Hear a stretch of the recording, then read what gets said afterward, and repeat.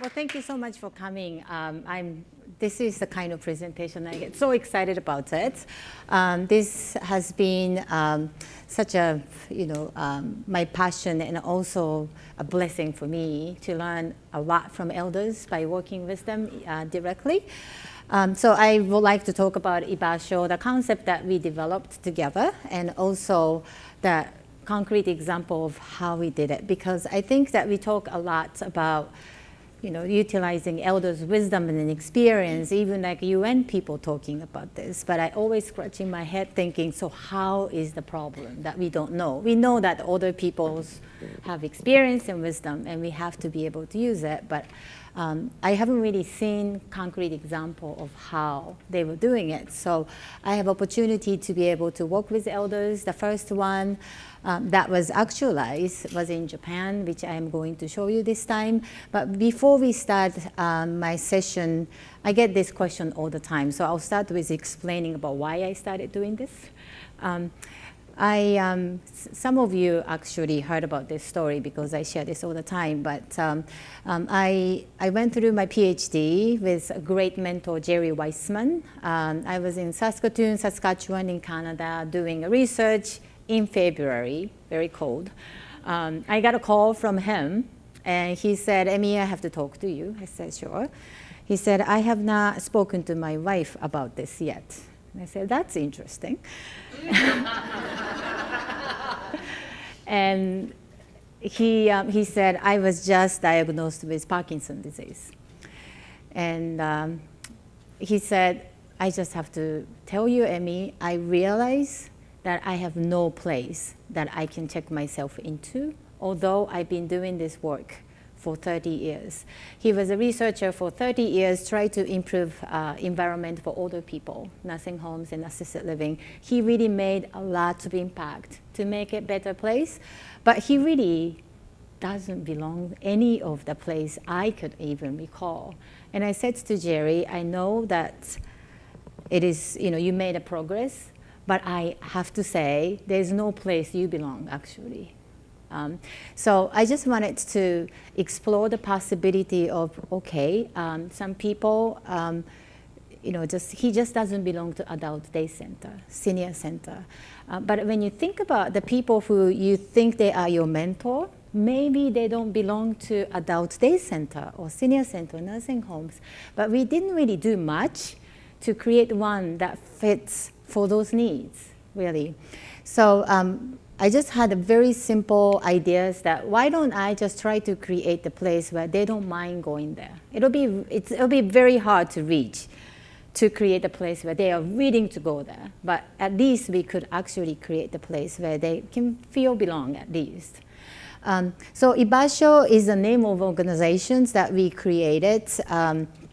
It is a Japanese word, a place where one feels at home being oneself. That could be a physical place, it could be a psychological place, and it could be temporary, it could be permanent. But to me, I had such an issue with a sense of home concept, because home means different for everyone. We cannot recreate home for everyone. But you can actually reach Ibasho if we really focus on, okay, just one chair that belongs to me in this whole building. I think that is achievable. We chose Ibasho because nobody knew about Ibasho. We did not want to put aging, we did not want to put community, we did not want to put anything that sort of reminds people about institution for older people. So this picture is the place where we created in Japan after tsunami, if you remember, like 5 years ago. It's already 5 years. This community was devastated, and we worked with older people and created the community hub. And it's all operated by older people. This was second anniversary farmers market. And I was invited as a guest, of course, because they are the ones govern and they run it. So I got the invitation letter and I got the dress code and everything and show up, and I just took this picture. But to me, this just really tells you a lot about what elders can do, because we don't trust elders enough. So what we do with Ibasho, this actually captures quite nicely with what I believe we should do through Ibasho. It says, the time to be happy is now, the place to be happy is here, the way to be happy is to make other people happy. I think when you think about institutional care for older people, we just don't give them opportunity to be useful. But regardless of age, physical capacity, maybe cognitive capacities, everybody wants to be useful to others until they die, really. So I wanted to really highlight this. I found this in Bhutan. It's a small town in Bhutan, middle of nowhere. It was in elementary school. I was very, very impressed. The fact that school teach children about these things. You know, it's about life, really. So to me, this really makes it, bring the idea close to my heart. And I think it's easy to communicate with others. Just the happiness doesn't come from your satisfaction. Just make other people happy, So I just kind of want to talk about sort of bigger picture. I think we are talking a lot about facility level, community level, but I just really want to bring your intention to more like a little bit more global issues about aging. The challenge we face, just too simple, the two things that we face, just, globally we have serious aging problem, and if we don't do anything, and we have more older population, and we have less caregivers, basically, just a simple thing, and we don't really know how to deal with it, basically. I think U.S. in a much better situation than many of the countries. The second one, maybe you never pay attention, but this is becoming such a big issue. When the disaster happens, older people really get affected. And Japan's situation, when we had earthquake, I think 56% of people who died was over 65 years old. Because just think about it, just evacuation map, who can actually run 500 meters if you're in wheelchairs or just when you get older. But those are the things that we just never really pay attention to it. But we really have to think about how we deal with natural disaster, because the reality is, no matter what people say, the global warming is happening and the climate change is happening. The disasters are much more massive these days. So we really have to be prepared for older populations. So I'll just give you some statistics. It's a world statistics. So 2015, 1 out of 5 people will be over 60 years old. I took 60 because it's United Nations, outside of OECD. They take 60 years old as an older population. But it's a globally, 20% of people are going to be over 60 years old. And over 60 population will be larger than the number of less than, younger than 15. It happens in 2050. And the more problematic thing is 80% of older people live in developing part of the world. We are really concerning about what's happening in, you hear about US, about senior aging, Italy, Germany, Japan. You don't really hear about what's happening in Africa, Southeast Asia. But really 80% of older people we're talking about are not really living in the developing developed part of the world. They are living in the poor part of the world. And 180 million older people live in poverty, which is, to give you idea, that it's bigger than the total population of Japan, actually. That's the people, it's not older population, but the older people in poverty, that's the number. So this is a little graph. So this blue is the developing part of the world. Older people, the percentage-wise, OECD country, we have a higher population, ratio of older people, but it's this much when you take the numbers. So we have to really think about what we can do for this blue line, because we have a global economy, and everything is globalized. So it's not about their problem. It really affects us. So traditional view of older people, elders are vulnerable populations who needs to be cared for by younger generation. That's what we were thinking. Do you agree? Yeah. So by the way, I really like to beg you not to use tsunami for aging populations. Silver tsunami, or because I worked with people who really was affected by tsunami. It is such a traumatic experience. We should not easily use that term just to talk about aging tsunami, because it's not good for aging, you know. The issue is not like tsunami. And when someone is experiencing tsunami, they don't want that term to be used lightly like that. So I really hope we could just change from this room. Please try not to use tsunami for the aging, because it's really not issues. So aging society, when people talking about aging society, it's always the elders are a burden to our society. In fact, when I show these slides, some people ask me, so why you call them elders? Those are older people, elderly population. You know, that's the mindset we have. But Ibasho, what we've tried to do, we just simply think about, you know, global aging as opportunities. Elders are the valuable assets to our communities. You all know that. And life experience and wisdom benefit younger generation and help strengthen the resiliency of the community. We all really, when we look at it in a different way, they do have a lot to offer. When we are working on Ibasho project in Japan, we had sort of like town hall meetings. But the reality is the noisy person make noise, show up, and say the same thing. But you don't really hear from people who are always quiet. But you want to really hear from the people who are quiet. So, and we actually ask what they can do. You know, every single person in the whole community of temporary housing. Of course, the retired high school teachers say, oh, I can do this. And the other person will come and say, I can speak Spanish. And oh, I'm a principal, like a retired principal. I can actually do this and that. And I can teach them.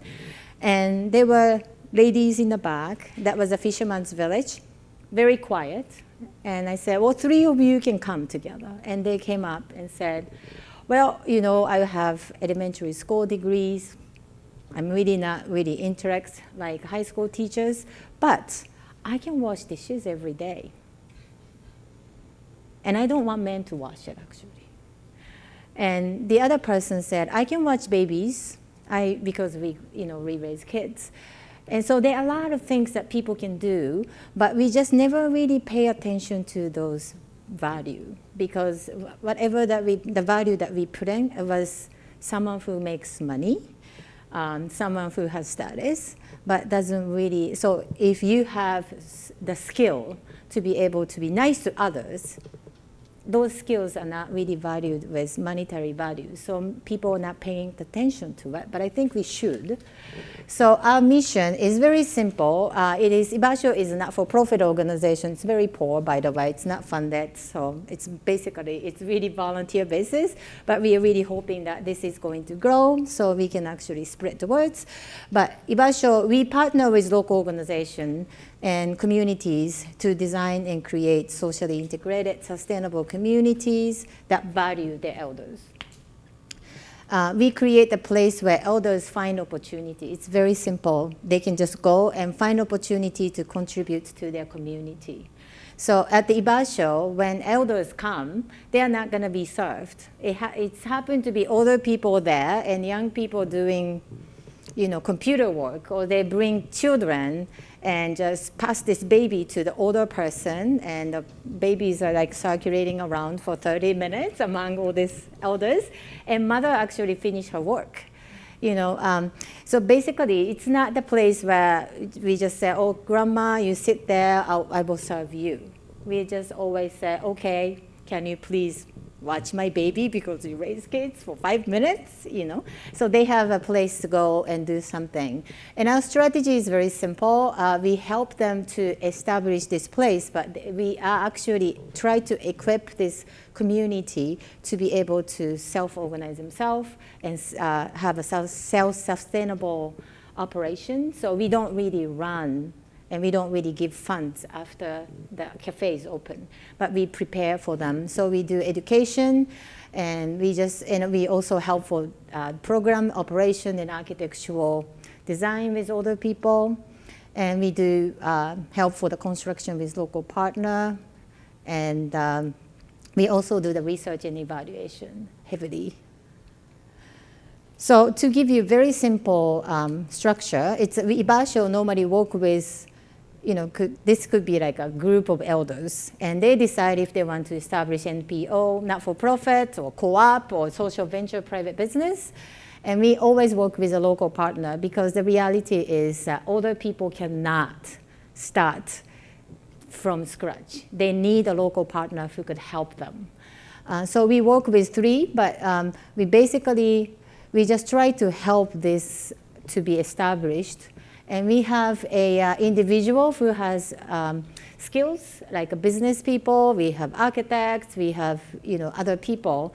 They provide help, and we also have local group and organizations engaged. So basically, all these things just try to have this, to support this group of elders to be successful.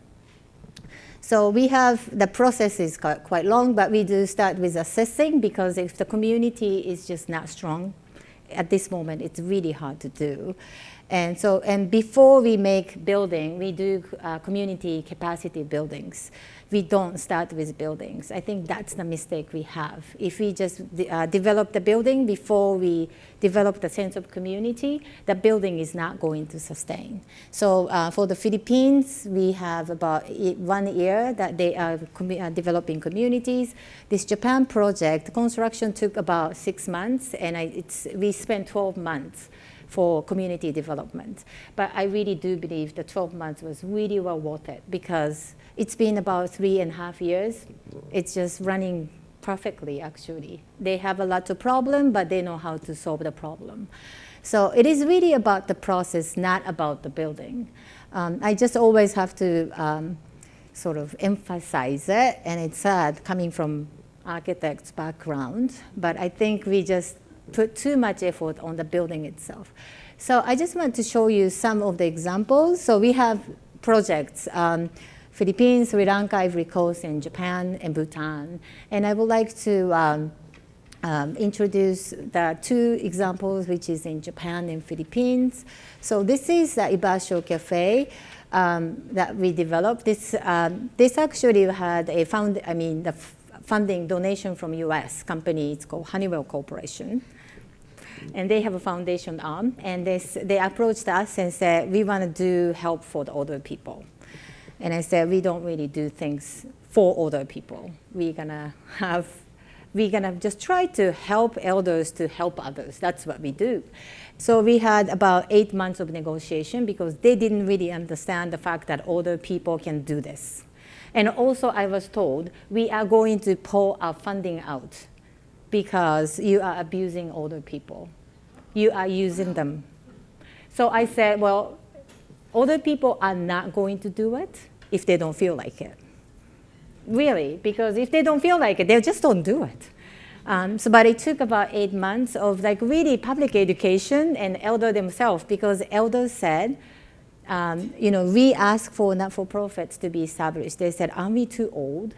And I said, have you seen age restriction for the company application?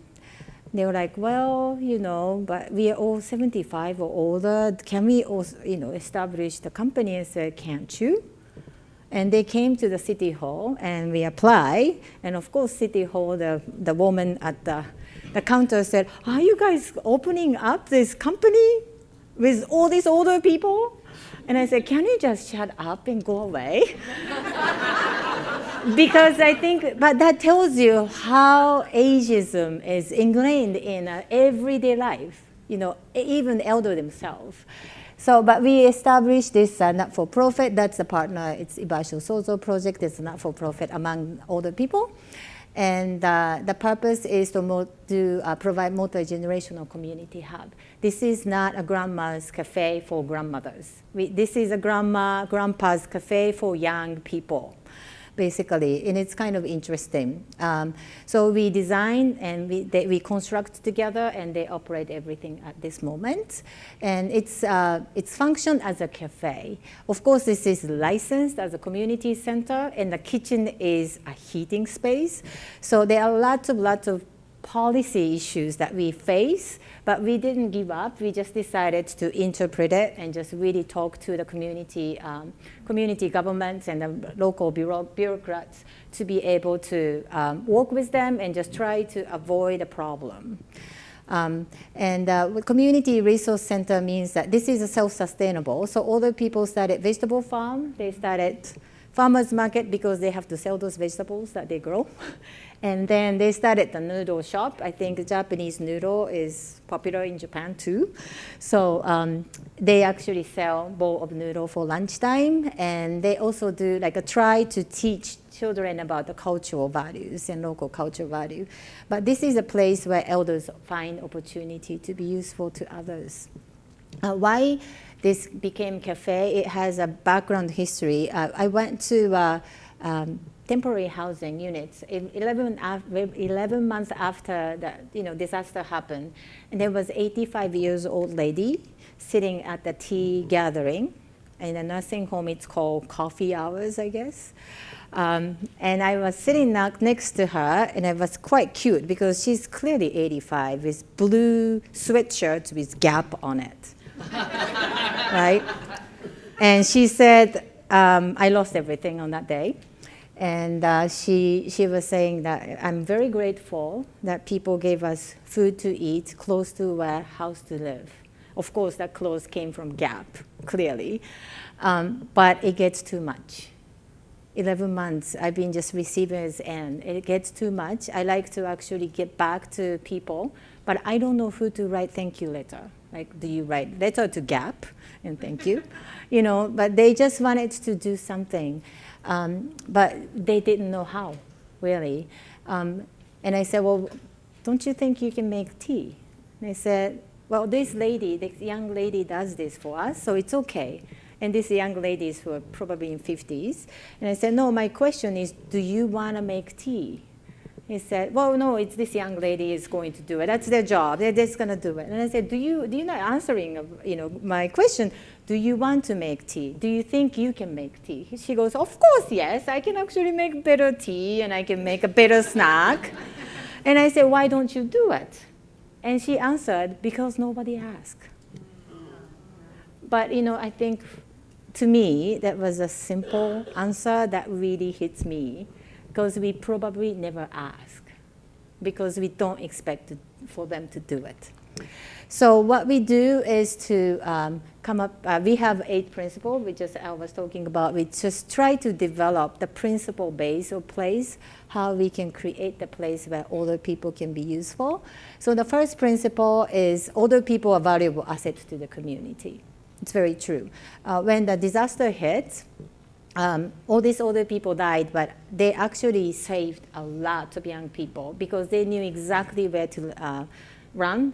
Although they couldn't run, they actually lead young people to run certain ways. And when they had water and rice, young people had no idea. I don't have any idea with a rice cooker how to make rice. I mean, seriously. If I don't have a Google, for 24 hours, my life shuts down.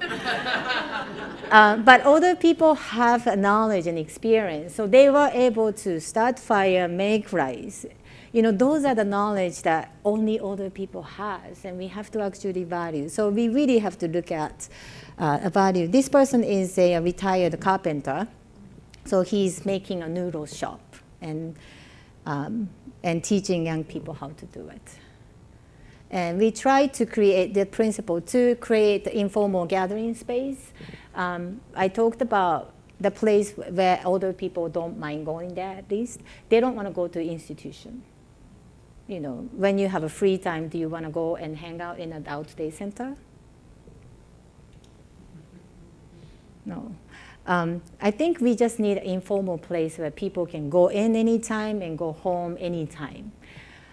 So this is like a typical day of Ibasho. So it captures quite nicely. Kids always play video game. It's the same thing. and elders, ladies were singing a song, and those older people are just talking to others, and these kids came back from the baseball practice eating something. But this is a place where people can do whatever they want, rather than like, okay, 3 o'clock, we're gonna all line up and do this. We are going to start doing painting. We don't do those things. And principle 3, community members drive, develop, and implement. So this is a picture from our workshop. So it's all these older people, evaluating how this cafe works. And this is the picture from the farmer's market. And again, I don't do anything. They actually raise enough funds to be able to buy tents, everything. And they're just doing this every other week. And the reason behind this is that they found that the needs of the community is a shopping for older people. People who don't drive didn't have good access to the shopping and fresh veggies. So they actually do this every other week so that people from the temporary housing unit can come. All generations involved in the community. We really wanted to make it multi-generational because that's what older people wanted it. And sometimes, you think that multi-generational, you have to be kids and older people. No, it is supposed to be everybody. So when the kids came and said, well, I want to make a Christmas cake for my mom. And so Ibasho elders decided they're going to do a Christmas cake event. And they reached out to children. What happened is everybody brought their own mother. So that was a learning lesson for us. We should not target children to bring only children, because mothers, like younger generations, I think, and also that older people could be 65 to 105. Everybody has to be involved. And this is another event. We had an English library to have children come and just to have a cool place. And kids came, and of course grandma is looking at in the back. But the people who don't want to be a part of it could just doing whatever they want to do. So what about the Christmas cake project? Who purchased the product to make the Christmas cake? Did the volunteers bring it, or? The older people who runs the whole show, basically. They operate for about 3 years. So they budget out, and they normally charge for children. We don't believe in free services. I think because older people do it, it's free, it has to change. So we always, they charge for $5 or $7, whatever this basic material cost. But it's all up to the elders, yeah. They do sometimes give away certain things, but normally those activities, they charge people. And this is the principle 5 is all residents participate in normal community life. This person have severe dementia. She doesn't remember her name. She doesn't remember her families. She lives in nursing homes. But when we were doing a menu workshop, she made all this food. And I just wanted to show this because a lot of times we look at person with disease first and just don't look at the person's strength. But all she needed was the help, to have a help to be able to make all this. So, these are the nursing home caregivers, actually. And they knew what they needed to do to make her, help her to make all this. So I just wanted to show you because a lot of time we treat people with dementia half-dead human beings, but they're not. We just, if we can give them appropriate support, they can do a lot.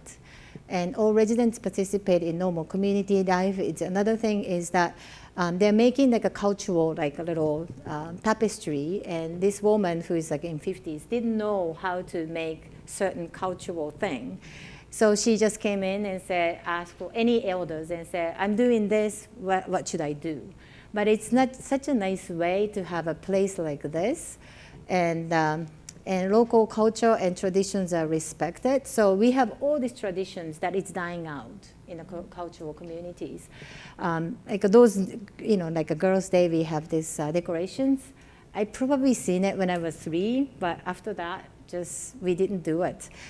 So those are the culture. If elders don't do it, we're just gonna get lost.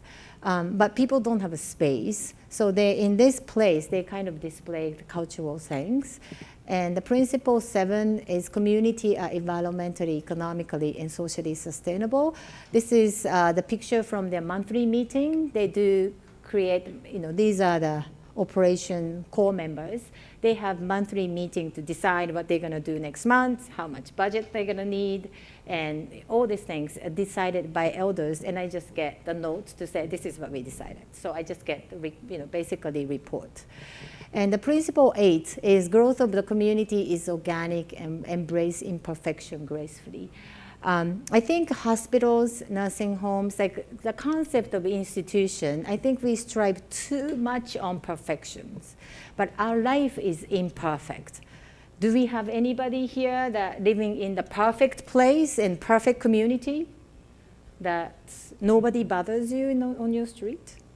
I do have few ladies I don't want to really make eye contact, and I have few dogs that I just don't like too much on the community. But that's the life that we have. Yet, when we get older, if we do something for older people, we have to make everything perfect.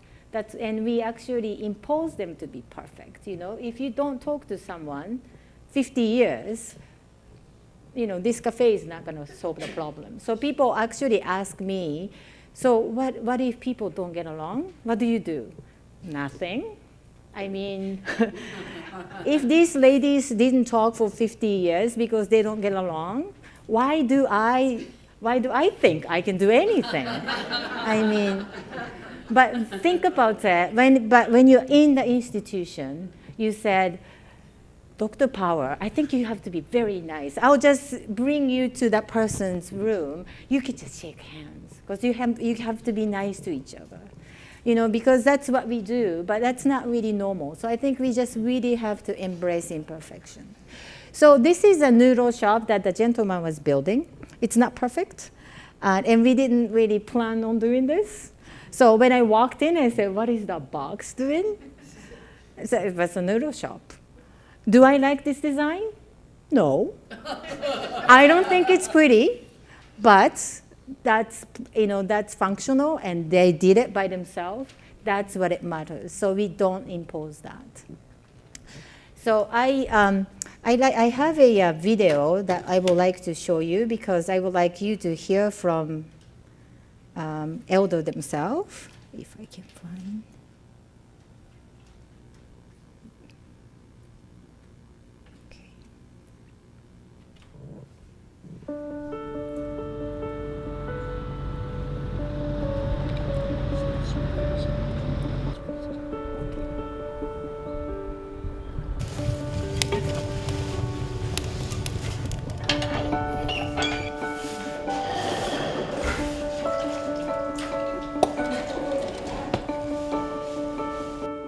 間もなく74歳になりますけど、また若者に負けずにこういう働いておりますので。Yeah, subtitles hard to see. いい場所だなと言ってもらえるのがかなりこれまで増えてきたんで、その辺は私自身もね、ここに関わってよかったかなと思いますね。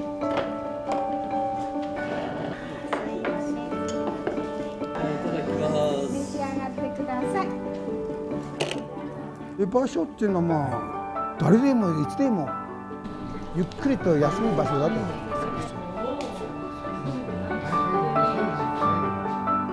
ここの使われ方は本当に自分らは工事をやって建物を建てて本当に素晴らしいと思ってます。地域密着で、震災後 3.11 もみんなが目指す使われ方をしてて、うちの会社も半分以上が仮設から通ってる社員なので、みんな内側に流れてる気持ちがすごく痛いほど分かってるので。現在大きな都市の復興は道半ばであります。そういった中でイパショハウスが提案されて、私はそれをありがたく受け入れたところであります。場所はこれからそういうやった時にやっぱりそういう中心点かな、災害を受ける中心点にしていきたい。だからこの前もかまどを作るって言ったでしょ。そのためにも私は早く作りたいの。何があった時居場所から全部そういうものを発注していきたい。ぜひ皆居場所に来ていただきたい。そのために私たちも作っていただいたと思ってます。やっぱり若い人よりも高齢者の方が動き早いです。高齢者があるからこそって物事を覚えながらやっていけるって。だからやっぱり何やるってもやっぱ私たち高齢者が今現在いるからこそ居場所も成り立ってるんだよな。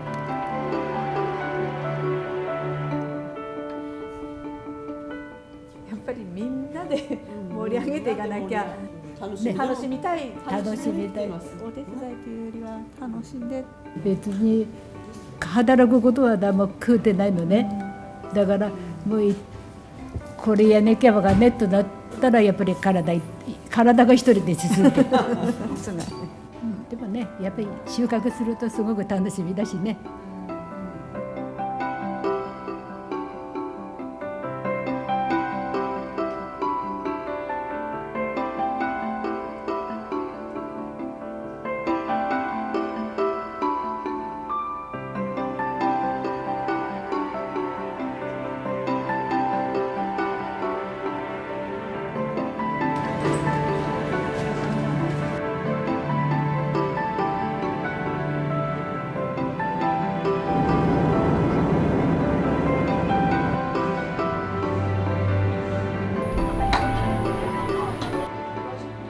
Some Japanese elders were in our barangay. They have conducted a workshop. The two elders have discussed how they have established this Ibasho. We would like to adapt that one. We would like to have our own here in our barangay.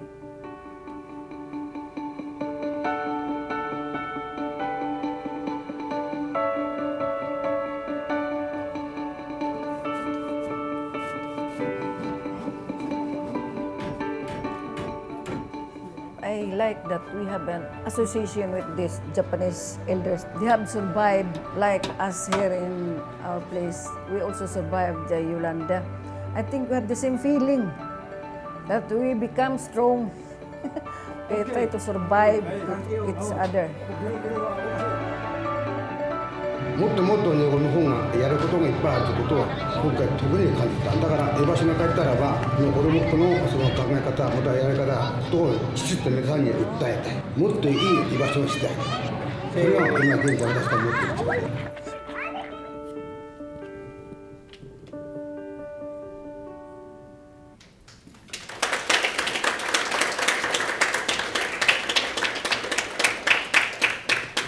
So I will give you update because that happens last year, and Dr. Power was actually there when the Filipino came.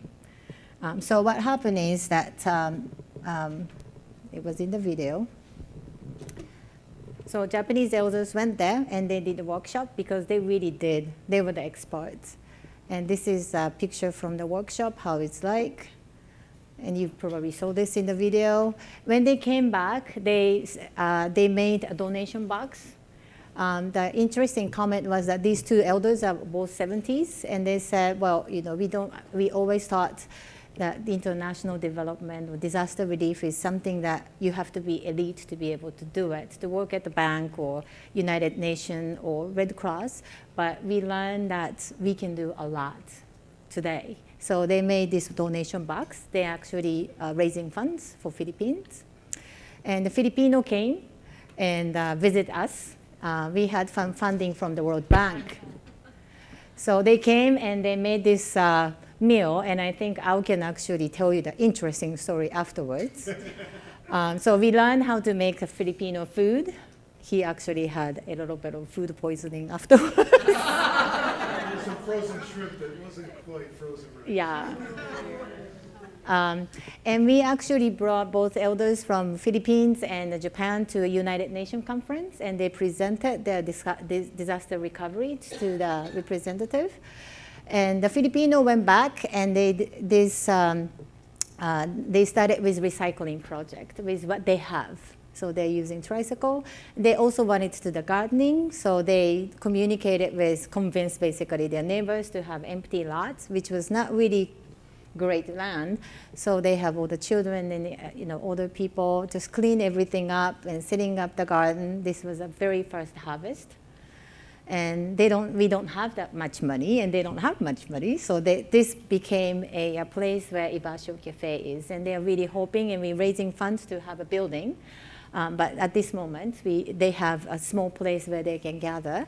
And of course, we have retired teachers, many of them. So they're teaching children how to harvest and how to eat healthy food. And Japanese elders went back twice, and this is the second time. He brought some funding from Japanese Ibasho Cafe to buy all the seeds and equipment and taught them how to do gardening. And also he went back to the guys helping like building a building, and this person's building was built 8 months later. And interestingly, this person is Filipino elders, 85 years old, speak Japanese. Do you know why? Because he went through occupation time. So, but he started to cry because this person lost his mother, World War II. He's Japanese, and this person went through occupation, and he said it was great he came back twice and helped me, because when I was growing up, I was told from my mother never to trust Japanese people, but these people came back. So I'm so sorry. It just always. But to me, these like little things that we do can really make big impact. And this is the first harvest of the pumpkin that this Japanese guy actually planted. 3 months later, these elders showed me like these pictures, and so they keep sending me pictures. And we are planning to have Ibasho Cafe, and I really have to give big credits to this. My friends were sitting down there, raising funds to have Ibasho Cafe for Filipinos. And so they did raising funds, and they know that Filipino colleagues are raising funds. So they are they're testing which dish to sell, how much that's to charge, and just try to prepare for the Ibasho Cafe. And we had the children had a little dress from my friends who teaches at autism school. So these are the team of elders and our team. So we have Rowena and Rosanna came at that time.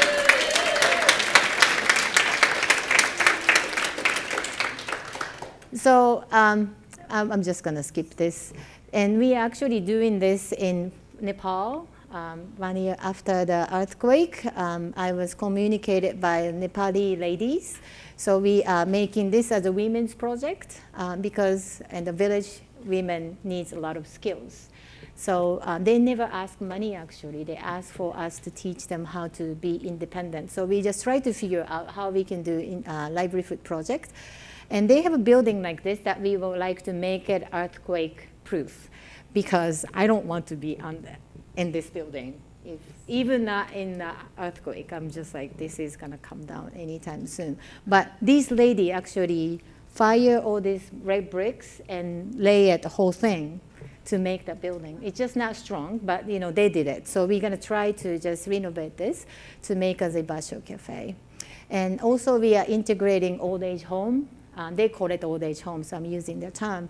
These are the elders in the old age home back into the community. That's what we are trying to do. I'm just going to go through all this theory stuff. So what I've learned from what I have done for the last 5 years, sometimes we believe that we say a lot, we're designing for community, we create community for you.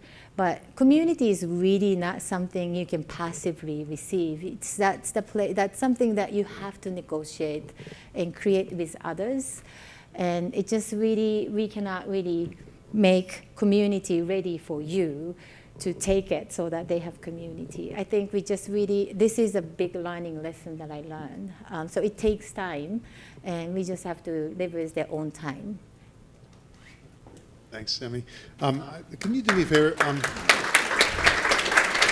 The new copy of that folder. Can you just move this on? I put a couple more pictures in. I want to tell a story too at the end. Sure. There should be a second one at the end that says untitled folder. If you could just drag that in so I have those extra pictures, that would be great. Which one is it? Way down to the end. It might still be in there. Open it up and see if the new pictures are on there. Let's just see what those are. No, it's not those. This one here. Yeah. or if you want to just add. So we can take question if. Yeah, I'll just show a couple of photos and tell a couple of stories. Yeah, if you can just add those pictures. Oh, they're there too. Okay. Well, let's go beyond those to the next bunch, and I'll go back to these. Okay. Which one is it? Yeah, keep going. One more. Okay, let's just start with these. I'll just show a couple quick pictures. I got to go here, and just to very quickly, once again, say, let's see what we're doing here. We got about 13 minutes. Ofanado Bay, as you saw at the beginning of the video, has two bluffs and a narrow passageway into the bay, and most of the commercial area of the city was right on the waterfront. And so after the Great Japan earthquake hit, buildings were damaged, and then several minutes later, the water actually drained out of the bay so you could see fish on the bottom of the bay. And that's when they knew a big wave was coming. And the wave channeled through that opening, so it was like a funnel effect. And this big wave came in. They had a tsunami fence that was 15 feet, 16 feet, 5 meters high. And this had always been a safe wall, but the wave was 45 feet high. And it went several hundred meters inland and just wiped out housing downtown. When I went there, it was 4 years, almost to the day, after the tsunami. And they had finally, after 4 years, cleared the rubble from the city, and it was just flat, bare ground. They hadn't even started to build yet. So what a wave did in minutes, 4 years, they still hadn't undone it. And many, many people still living in temporary housing. So this cafe continues to be a vital part of a recovering community, too. This was our group being greeted.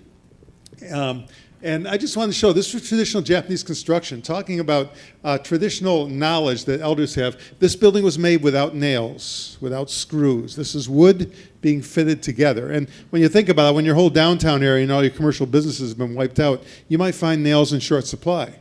So once again, having somebody with the knowledge to do this, the elders knew how to keep food without refrigeration, how to cook without stoves. They were without power for a long time. This is one of the elders, a woman who lives with dementia, and she was, I'm just going to show you her in a variety of roles here, if you want to just sort of go through. Well, we had a sushi rolling class from the elders, and you can go on to the next one. Here is this woman teaching some of our help age visitors how to roll sushi, and there's Emi doing the same thing. And this is another woman who was just, she's the one that was mugging for the camera, I think, in the previous video. She's 94. 94 years old. She comes every day. A real delight to meet. And then the next picture, once again, shows, this is the gentleman who's the carpenter who went to Philippines and showed them how to shore up their housing so they could be more typhoon-proof. Here are the kids at the Children's Book Library, and you can see the woman is with them. In the next picture, she's reading a story to them. So she's teaching them, you know, in spite of this so-called diagnosis of dementia. And here they're making bean paste, sweet balls, you know, dessert, and the elders are helping them learn how to do that as well. Interesting, the things that you get interested, you know. As a Japanese person, this is like a nothing. Yeah. Well, yeah. Just like why? You know, sometimes, I gotta say this is funny because I challenge myself. Sometimes I travel to foreign countries and I take pictures of things and I thought, you know, if someone came to America and took a picture of someone here doing that, I think, what a stupid thing to take a picture. But there's something about things that are exotic to you that make it look, you know, picture-worthy. Here we are in the garden, and I'll mention, you probably saw the cafe has two halves. There's the lower half with the chairs and the kitchen like this, and then there's the more traditional half with the raised floor, the tatami mat. You take your shoes off, and there's a low table where you kneel at the table. Here's a woman with a baby. I just want to show you, how old is this woman? 84. I can't do that. Look at the flexibility this person has. I just that always impressed me. Now, I don't know if there's another picture here if we go back to the beginning. No. I just wanted to tell a quick story because we talk about people like the 77-year-old carpenter and the things he's done. This? Yeah, right to the beginning. Emi suggested something right after the earthquake. I was still working at St. John's, and yeah, if you want to just go back, we'll start there. Emi said, you know, it'd be great, we had a nursing home that was half destroyed by the tsunami. It'd be great if the elders of St. John's could do something for the elders at the nursing home in Ofanado. And when I brought that to people, I got some pushback from staff who said, you know, they need money. They need buildings. What are a bunch of people in a nursing home going to do for somebody over there? And, you know, we made the argument that they have a shared history. They both lived through a huge world war. They both lived through disasters. They were both now dispossessed in many ways because they were living in long-term care. And so we got the idea, why don't we fold some cranes? And then we got the idea that it's considered a blessing to have 1,000 cranes.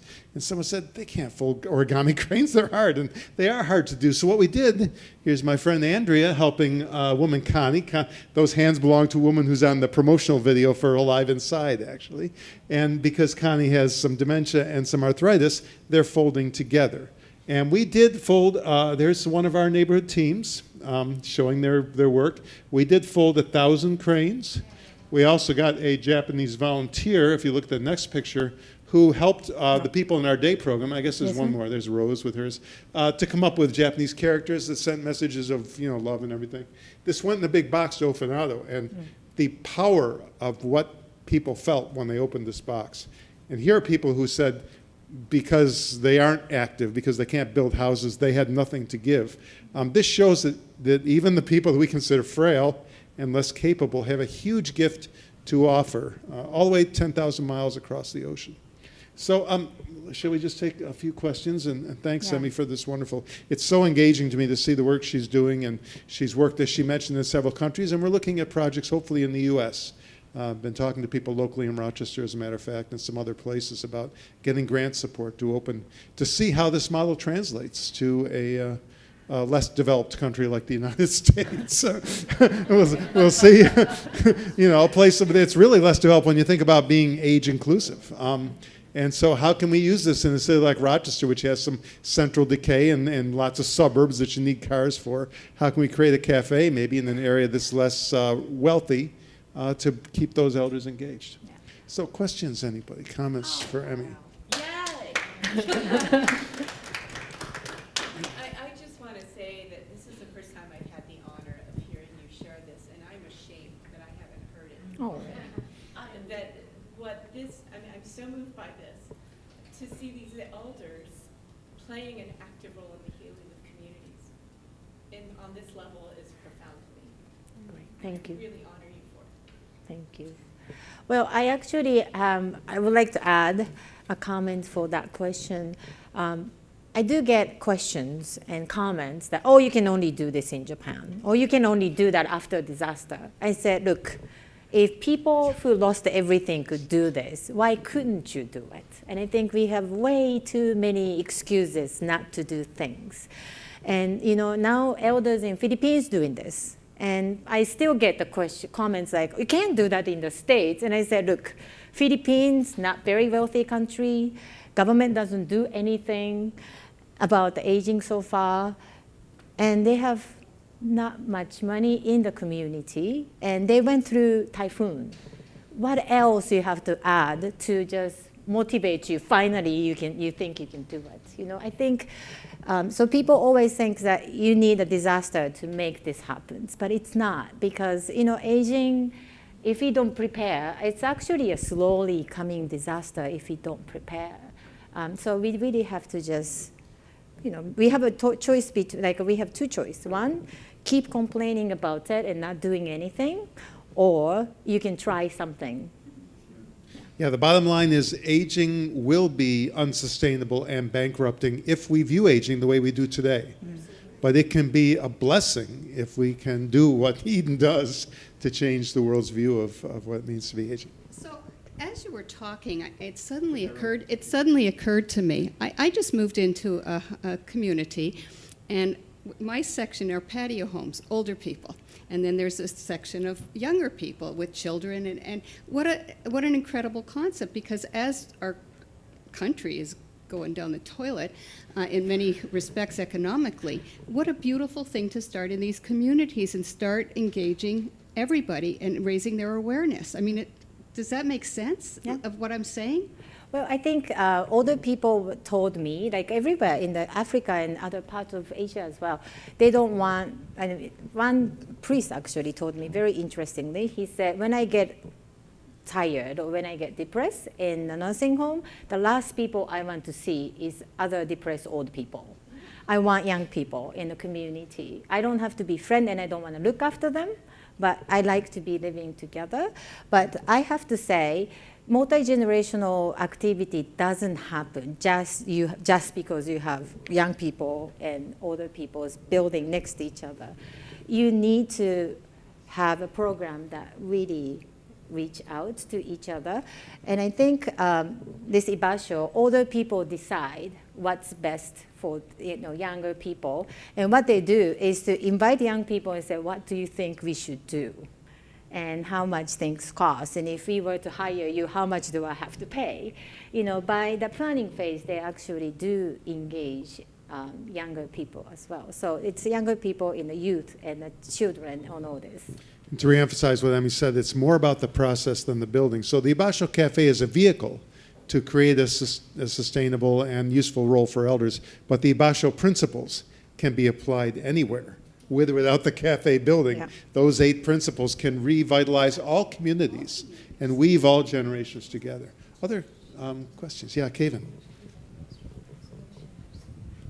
I'm such a huge fan and a champion of this, and I've talked to some of the senior centers in my community that are a wonderful fabric of the community, but I pushed them to be more open and part of the community. And some of the resistance I always hear is, older people have so many needs. We have to meet their needs. We have to provide the support groups and the social workers, and that's our focus. We have to meet their needs. And I'm really just trying to figure out a way to flip that and get them to think about a different purpose. So if you have any advice on flipping that conversation to seeing the possibilities. It's what's been called the commoditization of aging. Old age becomes a service, and there definitely are people that have needs and have to receive services. But we only see elders as recipients of services, and we only see others as people who provide services, usually for a monetized system. And that is unsustainable. Elders have gifts, and what we're doing is we're creating learned helplessness by just placing people or positioning them as receivers of services. So there's a place like the Iwate Prefecture of Japan where older people may provide after-school care in exchange for transportation to doctor's appointments if they can't drive. When we start creating these care partnerships, to use a Dunedin term, all of a sudden we find that this becomes much less of a financial burden. So I think a couple things that need to be done. Number one, we just have to see people as givers, not just receivers. Number two, we have to revitalize communities, look after each other. We have to move beyond purely monetized services. And we also have to move beyond the idea that the only people that are responsible to you are your family members. We need to create regenerative communities, as Barry Barkin would say, because families move far away. And if your neighbors aren't looking out for you, this won't help. And I mean, I don't know if we have time for the story about the place in, is it China that did the project with $200 where they built where they put the things that people hung up. In Japan. But you may have other things to say about this. Mine is much more practical because I experienced it. So what they do, they have the dementia cafe. Was a campaign was going on throughout the country. So the city came and said, if you could come, just do this Friday nights, 5 to 7 o'clock, if you can do memory cafe, we'll give you $5,000 a year. Elders said, no way, go away, because this is not the place. The people with dementia comes every day. We don't set up the day and the time for them to just come into this place with stigma all attached to it. We don't want that. That's something that the nursing home can do. We won't do it. And how they do it, we have a lot of people with dementia comes in, but they are friends. Some people develop dementia after this activity. Some people already were there. Older people just sit down and watch and just talk to them. And if they of course, city people came and said, what if they escape? They chase after.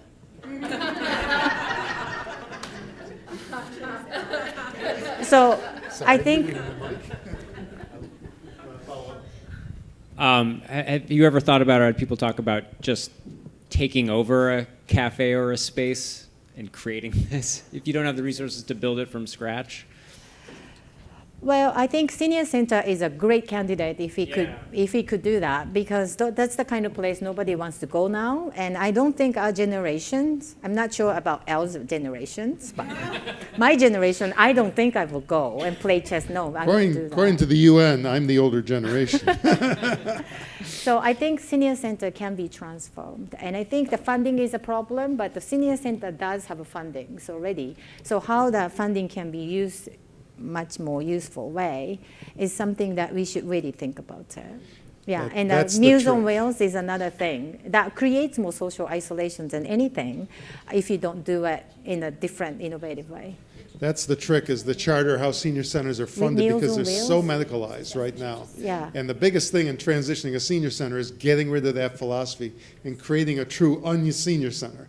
Because we don't want a place where older people are taken to and looked after. Richard Taylor talked about as being put in cold storage for the day.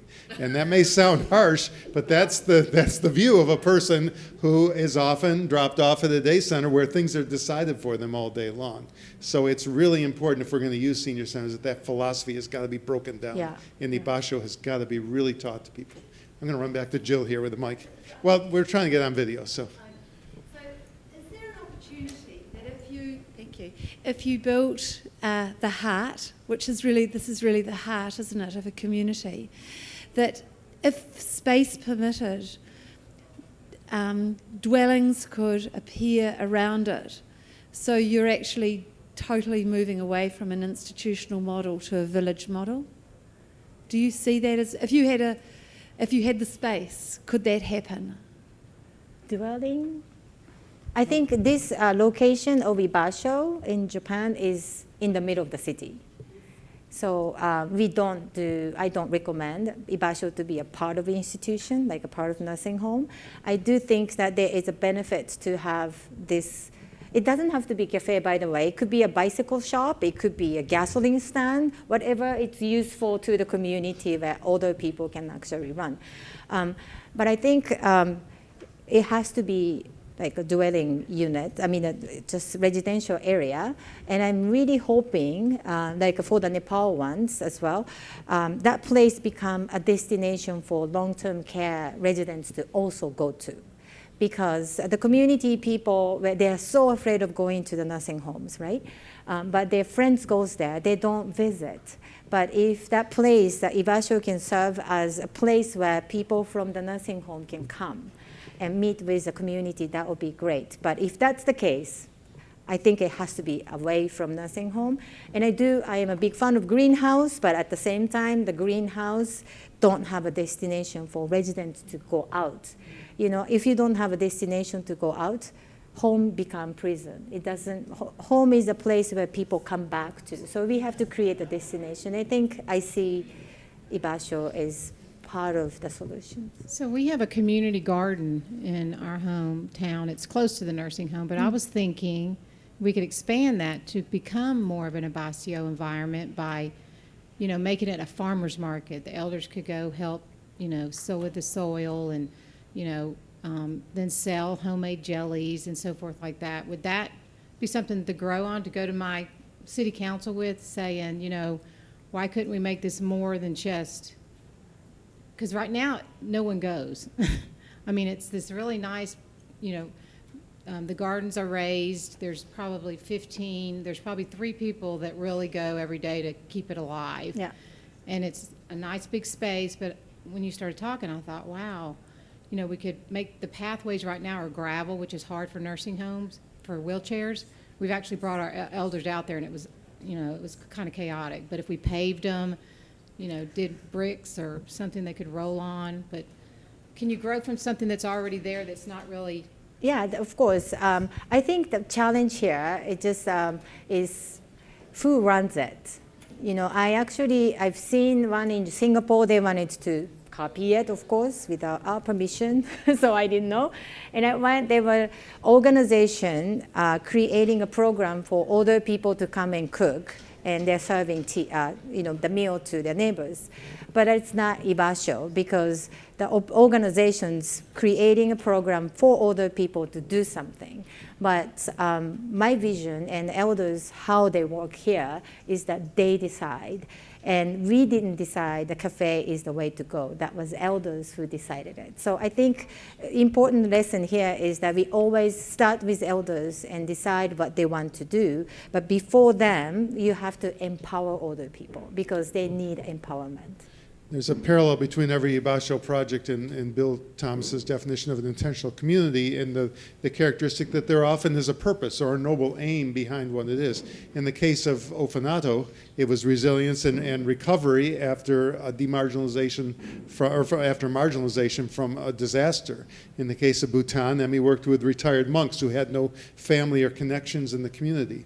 In Africa, one of the projects that's been proposed has been elders helping women stay out of drug use and prostitution where teenagers are lured into in some of the villages. So each community has to decide what are we going to accomplish and how is the best way to do it. And as Emi said, community-driven is the key. And Emi is such an un-NGO because she doesn't come swooping in her big SUV and tell people what to do and save them and then drive away and take her money. This is really, and it's hard because the elders say, tell us what to do, don't they, at the beginning? And you have to say, no, you tell me what you're going to do and I will help you with that. Yeah. We're a little over time. We can take more questions if you want, but you may want to move. Yes, Yeah. we have a CEU code. Yeah, I'm going to give Bachev the mic, and Emi can give the code.